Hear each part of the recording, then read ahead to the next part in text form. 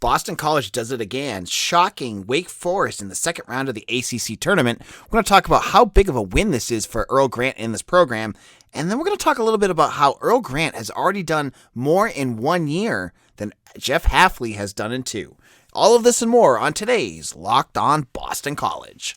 You are Locked On Boston College, your daily podcast on the Boston College Eagles, part of the Locked On Podcast Network, your team every day.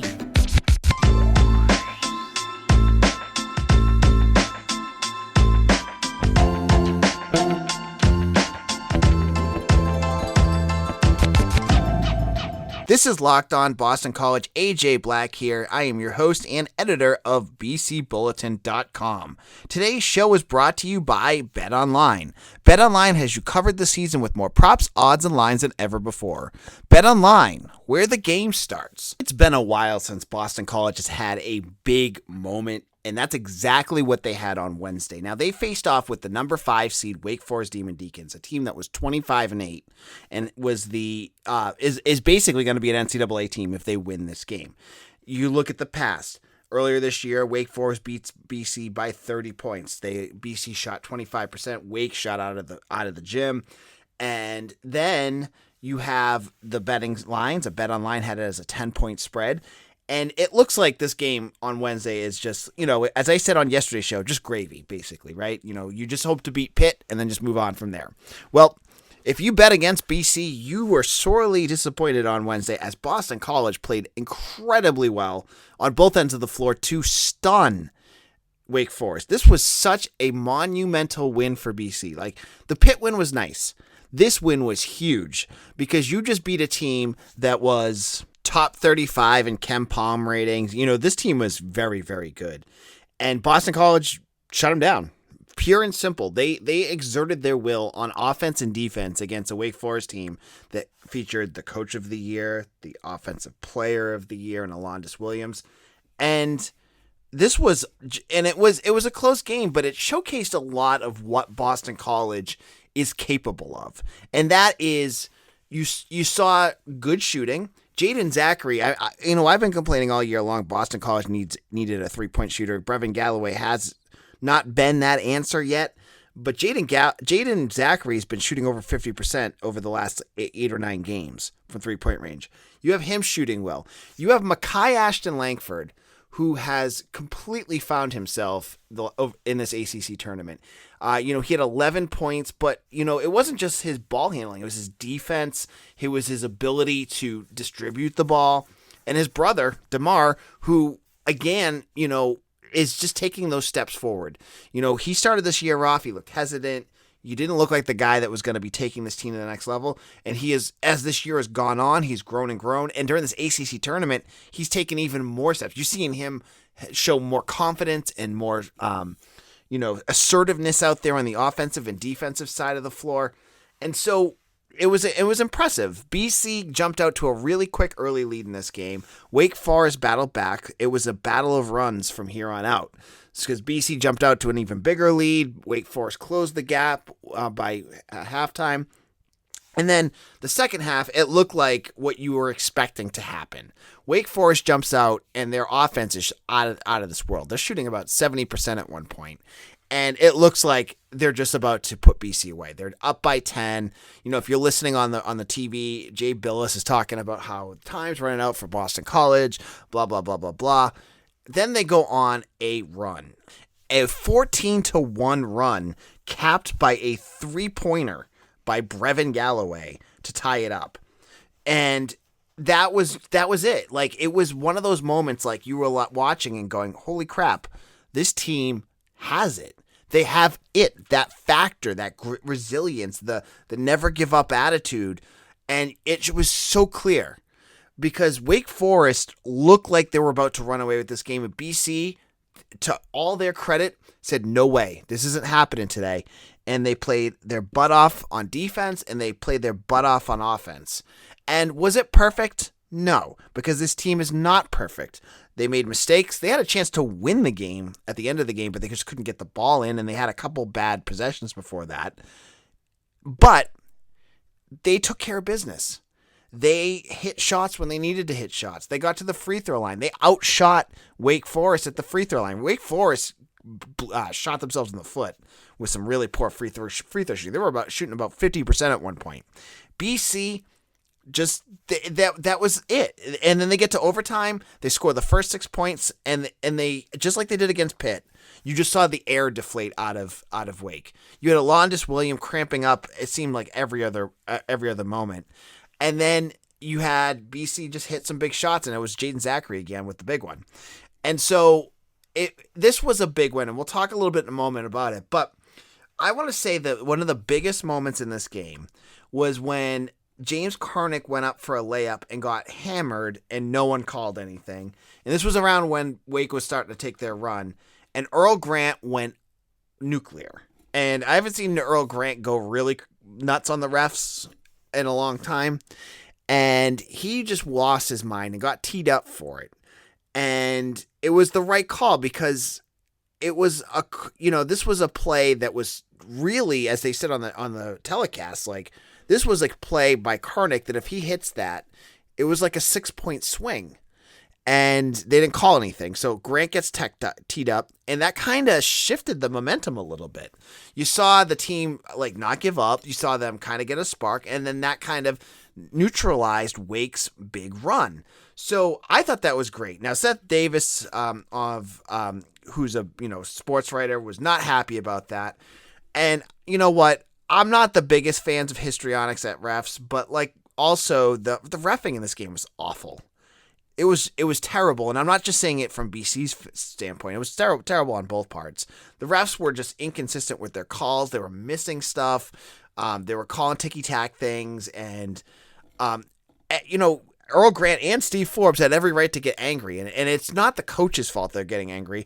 It's hard to coach a team when the refs are so all over the place with their reffing. So Earl Grant did what he had to do, and Seth Davis took shots at him, and I thought that was lousy, because how many other coaches, Coach K, Roy Williams, all the big name coaches, they all yell at the refs. Mike Bray, you see him doing it all the time. Jim Boeheim. Earl Grant's really the one Seth Davis wants to make a big deal out of.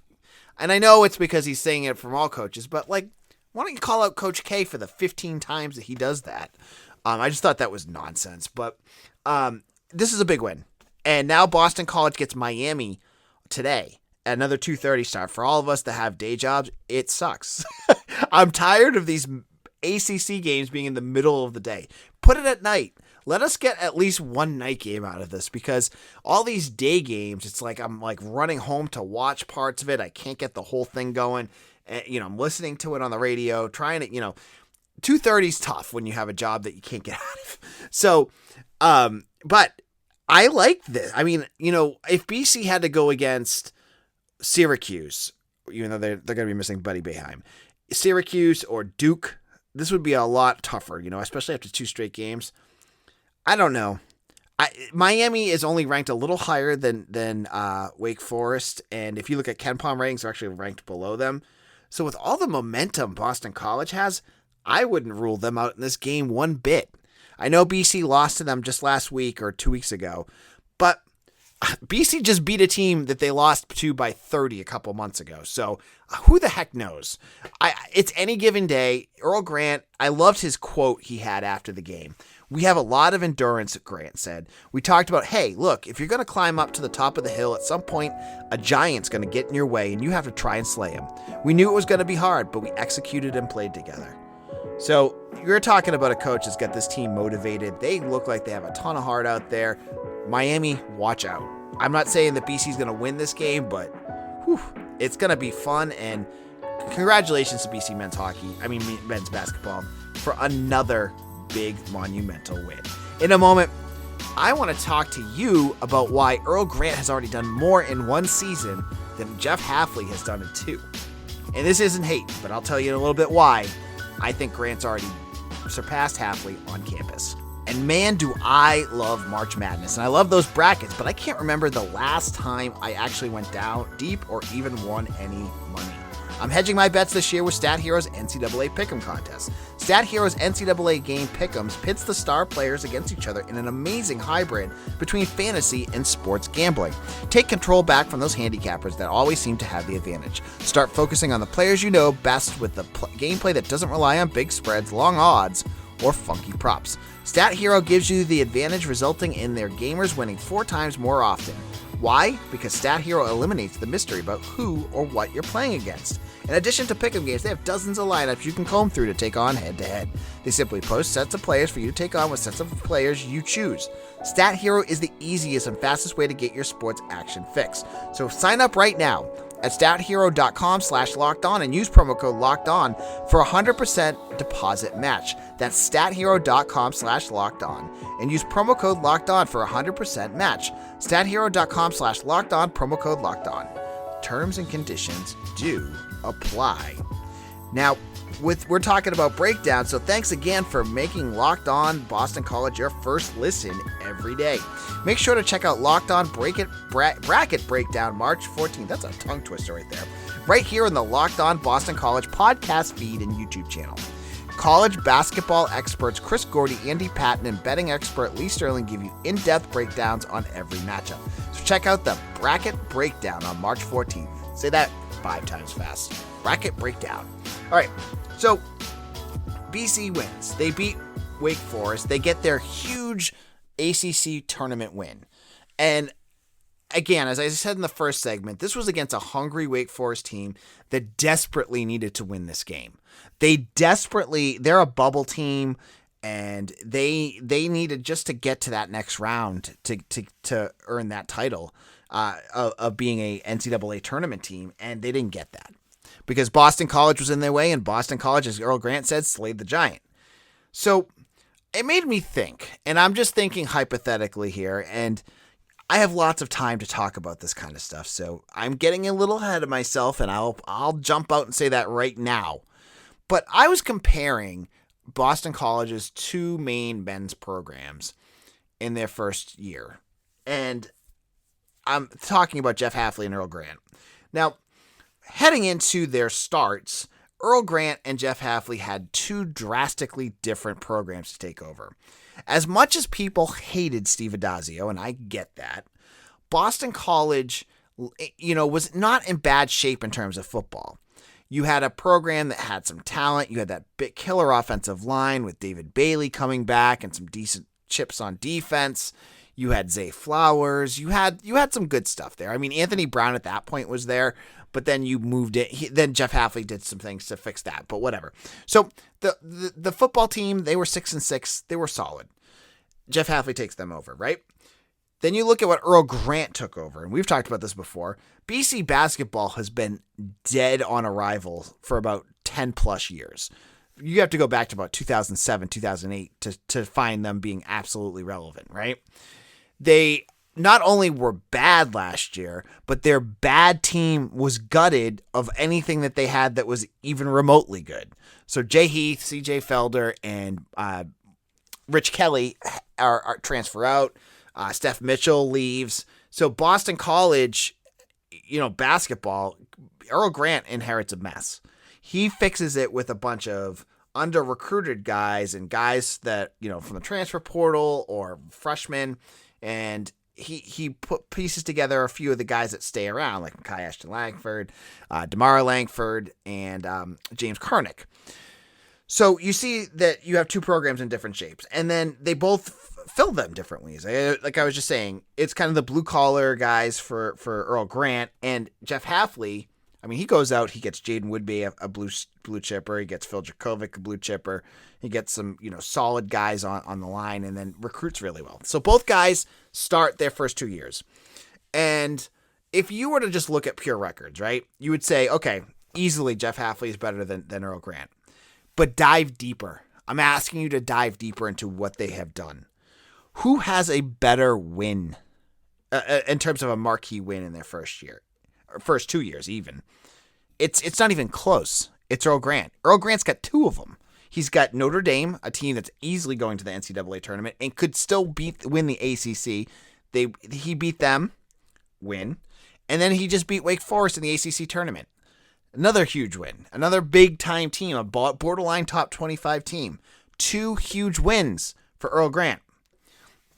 If you look at their ACC records, I mean, honestly, the first year was good, but last year, in year number 2, Jeff Hafley's ACC record isn't that far off in year 2 than what Earl Grant's was in year 1.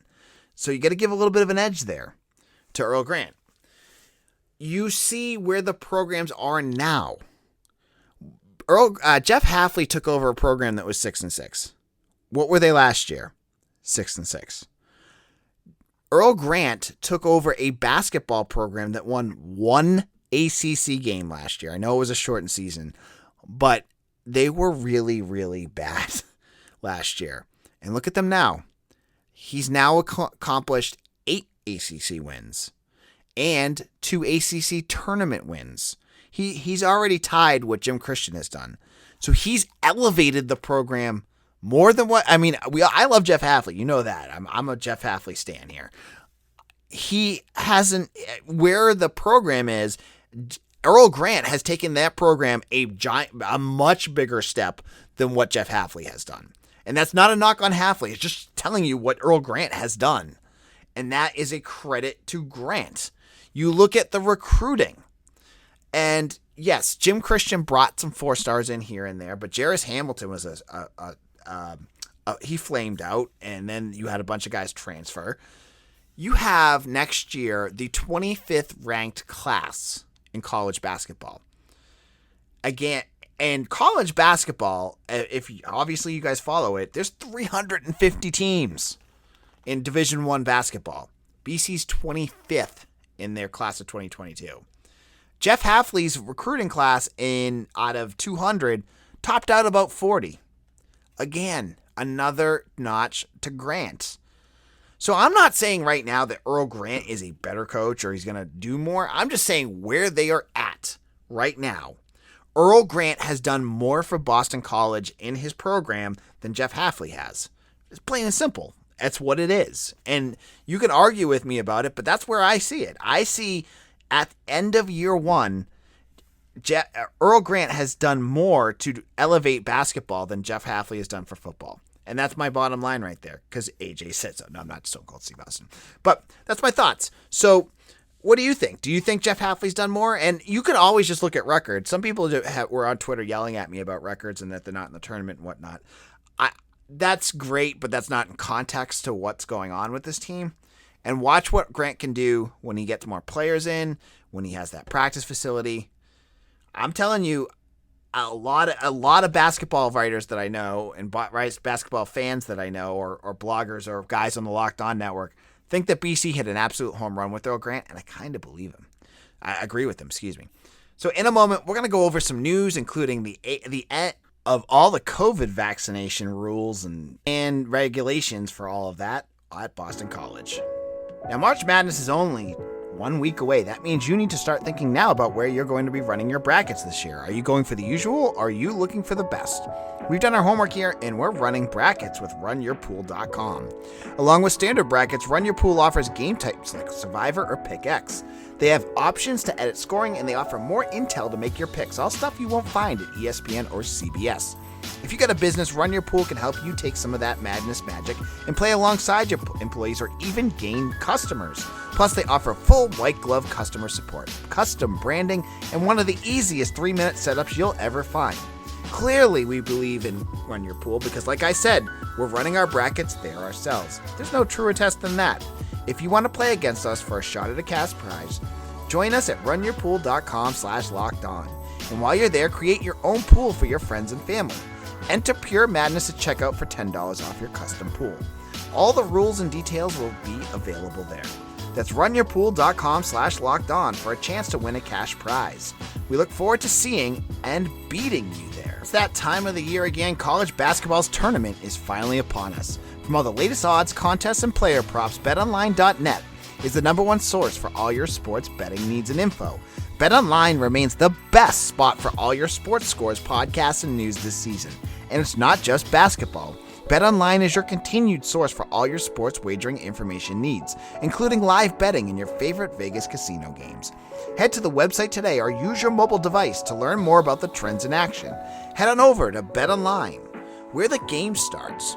This is Locked On Boston College. We've been talking basketball all day, and I'm all about this. This has been a fun week for BC basketball. And I've been going over kind of the things that in my notes of who I talked about. And I want to think one of the biggest stories that comes out of this basketball game is the play of the Langford brothers. And I'm so happy to see Mekhi Ashton Langford really succeed because, this is a kid that came to Providence College a couple years ago, way more than a couple years ago, as a 4-star recruit, a can't-miss local prospect. And he struggles at Providence. Ed Cooley benches him. He ends up transferring. He comes to Boston College, and in my brain when he starts playing, all I can think is Eli Carter, where he's just not finding his role in BC's offense. Under Jim Christian, he struggles again for 2 straight years. He's just not, a player that you had a lot of faith in. He just was, it seemed like for him, he's a fast, aggressive player. He would just cut, and then, get, either turn the ball over or take bad shots or get called for offensive fouls. It just seemed like that kind of stuff was going on a lot when Jim Christian was there. Now enter Earl Grant, and Mekhi Ashton Langford has a good season. It's, he has his moments. He had that 24-point game against, I think it was Notre Dame. He had a big game there. And, he's had his moments. But as the year has gone on, he's become more and more confident. And as he's played, you've seen Mekhi become that 4-star recruit, that blue chipper, that can't miss recruit.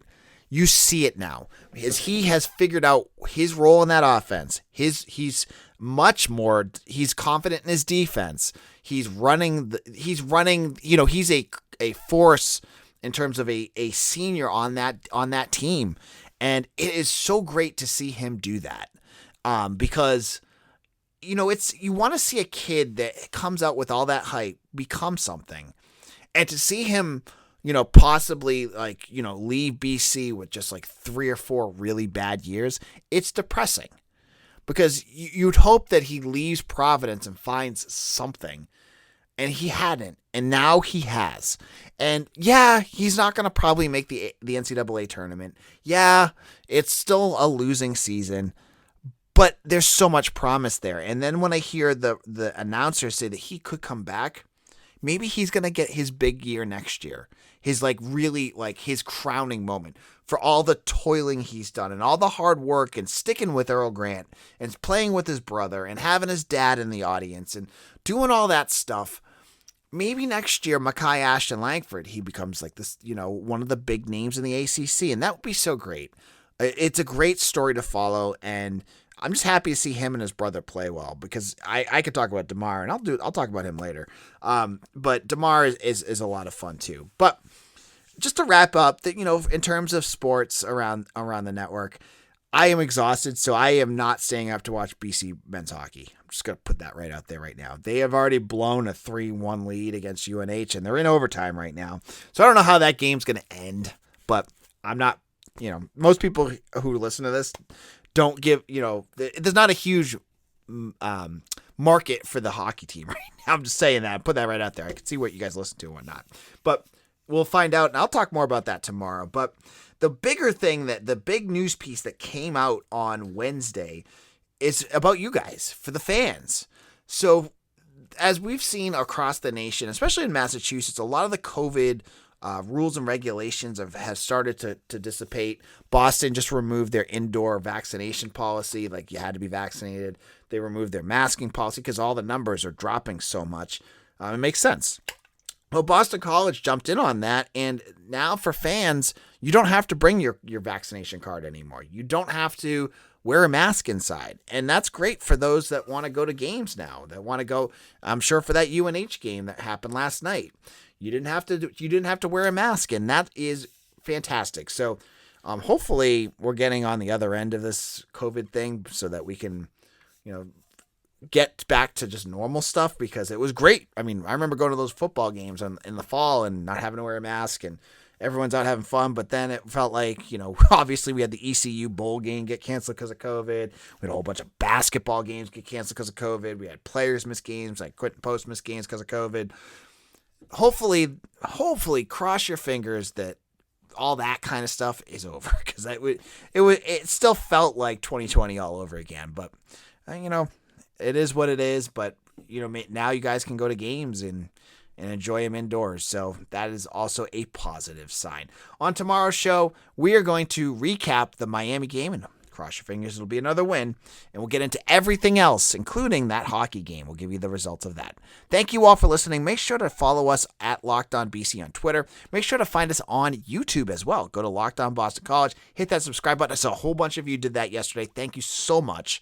It does help us a lot. And make sure to tell family and friends about Locked On BC. If you have family that's getting into the basketball team, let them know about our show. We're the only Boston College podcast that does this every single day. I think you'll enjoy it. Take care, everyone, and we'll see you all again soon.